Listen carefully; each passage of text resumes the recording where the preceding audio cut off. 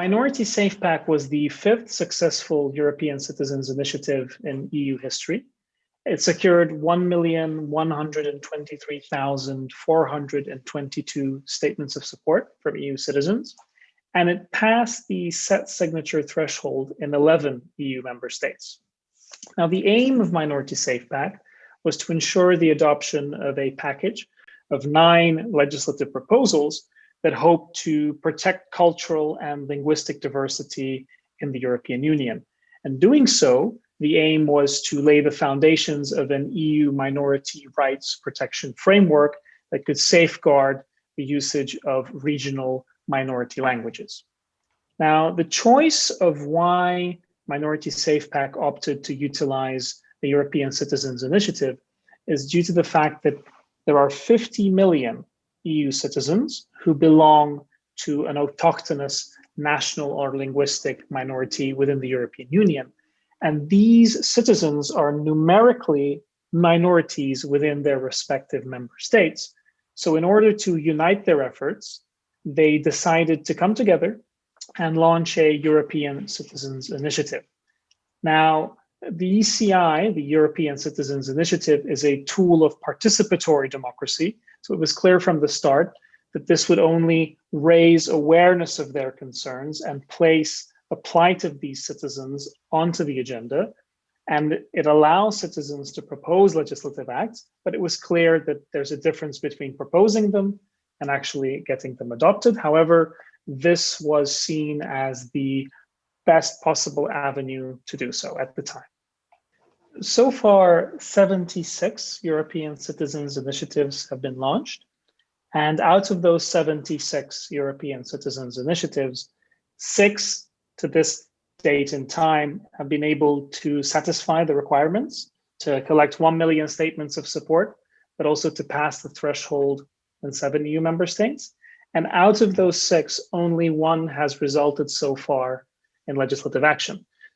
So there are other tools of participatory democracy. For example, the European Parliament has a petition system through which you can raise awareness of a concern, but to propose legislative action and to ask for legislative change, then you must turn to the European Citizens Initiative system.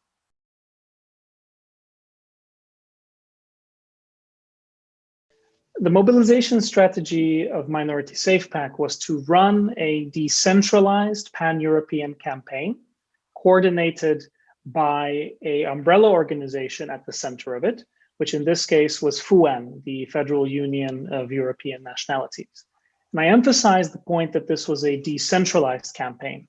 So the best way to mobilize citizens for a cause that reaches across boundaries, across EU member states, across the continent, is to ensure that your strategic partners on the ground who speak the language, who understand the concerns, who feel how the topic might resonate with citizens on the ground, have the greatest possible mobilization network behind them.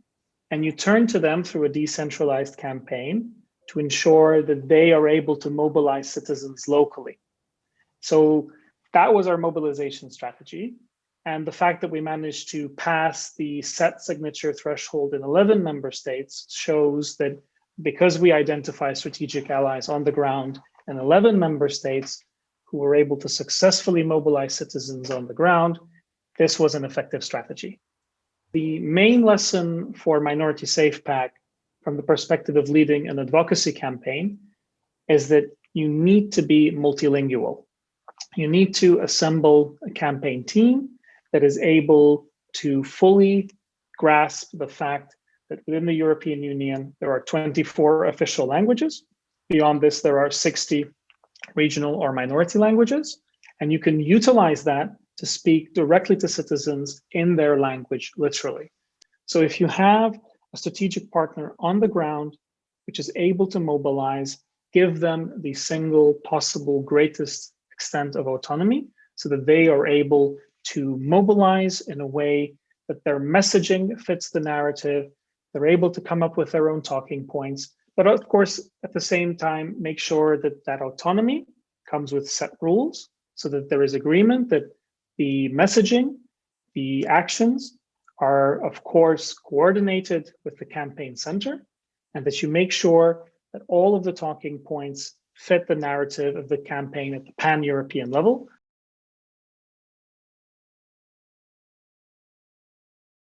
So when it comes to young people, I would say the key issue that you have to focus on when it comes to mobilizing young people is intergenerationality. That means that your generation might use completely different platforms compared to the generation above it or the generation below it. Essentially, when it comes to a campaign, you need to understand very clearly what is the social media platform that is popular among young people in that particular context. Which browser do they use in order to target them through that, if they use browsers at all? Or which settlements do they inhabit when you're thinking of targeted ads?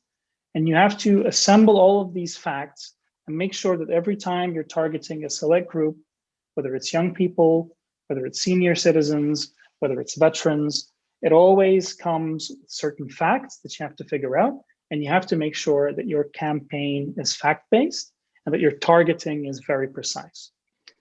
When it comes to campaign momentum, I would say that you need to approach it from a building blocks approach.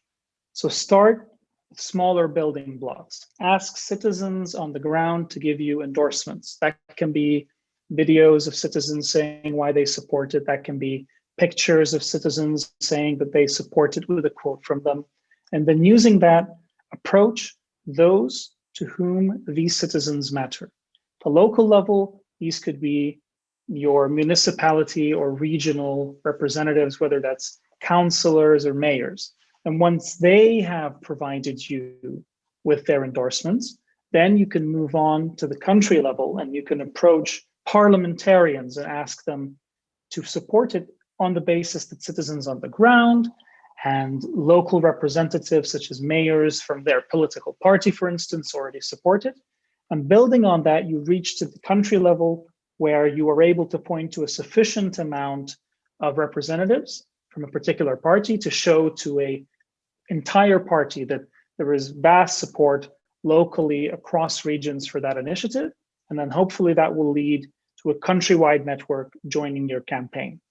And building on that, as you come to the European level, you're able to point to an entire countrywide network behind it.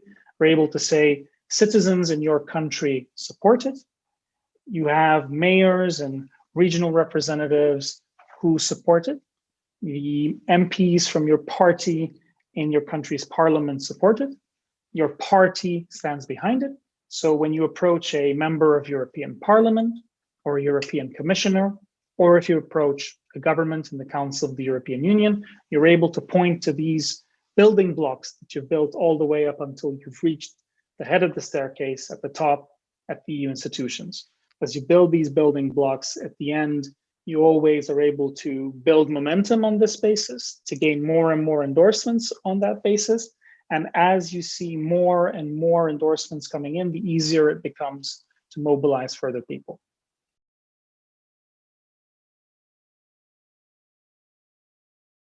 So the Minority SafePack initiative was an old school campaign in the sense that it relied primarily on door-to-door campaigning, on collection stands, on canvassing, and on very well embedded strategic allies based in regions, based in the countries that we could turn to, who already had their well-developed networks, comprising primarily citizens belonging to autochthonous, indigenous, national, or linguistic minorities. As we move forward, campaigns are going to rely more and more on big data, on gathering data from prospective supporters, involving them, and automizing those processes. Use these tools, but keep in mind that you have to rely on authenticity. You have to make those emotional connections. You have to genuinely care for the concerns of the citizens that you're approaching. And you have to bring in that feedback. So you can use these tools to augment your approach, but I think the physical sphere, emotional sphere, and the human-centered sphere cannot be substituted by these tools.